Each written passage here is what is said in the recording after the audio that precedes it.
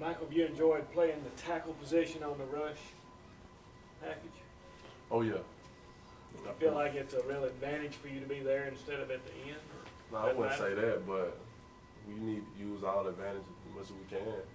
So, I mean, I can be more effective on the inside as on the outside. I mean, they got their differences. See, on the outside, I can go left and right, but at the same time, on the inside, I can use the man right beside him as a wall to get to the quarterback. So, it's a lot different and a lot of the same. It's been very effective, though. Pretty good when you get him matched up on guard one-on-one. Michael, Coach was talking about the third down, getting off the field and third down. Just kind of talk about that, somebody up there, and how much fun it is when you do force those third and long situations, and y'all go over there for that. Yeah, on the third down, I get out there, I get through out there on that third down. I was thinking like it's my job to go get the quarterback, so I try to run as hard as I can to get to him. When I do, it makes me proud of myself, and I be ready to get right back out there and do the same thing again. I be more ready than I was the first time if I do get it.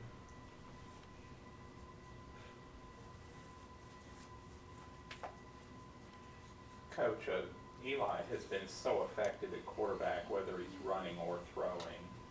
Do you, as a coach, have times you have to tell him to run more or to throw more, or do you just let him do what he does and he makes it work? He makes it work. You know, the thing is there's certain times that you know it kind of prevents people from playing us a lot of man-free stuff, you know, or man stuff because he does run so well.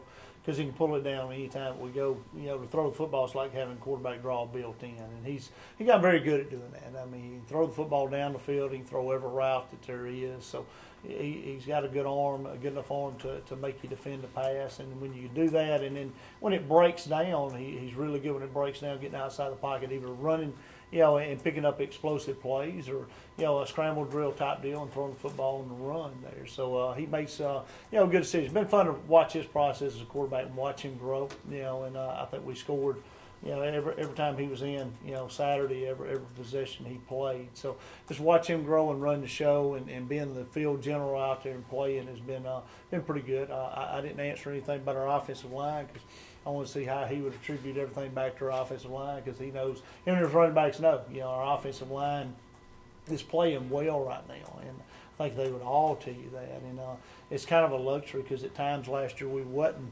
the most physical unit on the field, and you know, you had to throw the football, and that's just not a good situation. So I think our offensive line takes a lot of pride in, you know, that they progress to the point where we can run it when we want to run it. But you know, going back to Eli running the football, you know, we're going to have X amount of design runs for a quarterback, you know, in our scheme going into any Saturday, and I think it's like playing with 12 when your quarterback can run the football. So you know, you'll see design runs, and then you'll see you know, some runs where the pocket does, you know, break down in a passing scheme where he does take off and run with it as well. But it's good to have somebody back there that's got wheels and can, you know, take a broken play or you know, just a coverage, you know, what would be a coverage sack and turn it into a first down, you know.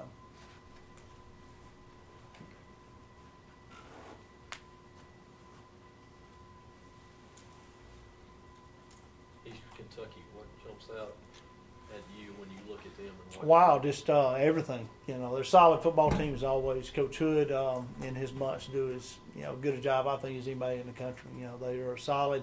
You know, all three phases. He does special teams himself, so they give you a lot of different sets. You know, when they go to punt the football and, you know, kick off and return, and you know, they got 2 or 3 different ones of those in every phase of the special teams. So they're solid there. Do a fantastic job there, and then offense and defensively, they're as good as anybody going to play schematically, you know. And the difference in them this year, I think they're scoring a lot more points. Defensively, I think they're always solid. They're, you know, going to be where they're supposed to be. Assignment sound. You can't get them out of position, so you can't run a lot of reverses or trick plays or things like this. They keep everything in front of them. And they tackle very well. So, you know, and offensively, the difference this year is I think the quarterback number 12 was a little young last year. He progressed as the year went on, and they had some competition. They got a transfer guy in from Cincinnati that has been splitting snaps a lot like we do with our quarterback. And I think they've settled in on number 12 being the guy the last couple games. And he's a good runner, throws it well enough to keep you honest. They got two big old split ends. You know, they're 6'4", 6'5" is a split end. One weighs 220, one weighs 200. Those guys can both run. So probably the tallest receiving core we've played since probably Michigan State. And the difference to me is Mobley at running back. He's top, I think, 10 or 5 in the country in rushing, leads our conference in rushing. And he's got right at 1,081 yards, and he's transferred from Kentucky. And he's a difference for them, I think, offensively. They didn't have that guy. They played 2 or 3 guys in there. They were all pretty good players, but they didn't have a dominant player there. He's a dominant player. He's a SEC player. Playing in OVC. And he can run the football, and we got to do a good job of getting him on the ground. And tackling. And this game will boil down to 4 or 5 plays, and whoever blocks and tackles the best, win this game. And I think you're looking at two good football teams. I think both of us, tackle and block pretty well. I think we're both well coached. I think it's going to be a great ball game. And you kind of look at the stretch run, last year, and you look at scores. I mean, they came into this game last year just blowing out Tennessee State. We played really, really well, about as good as we could play.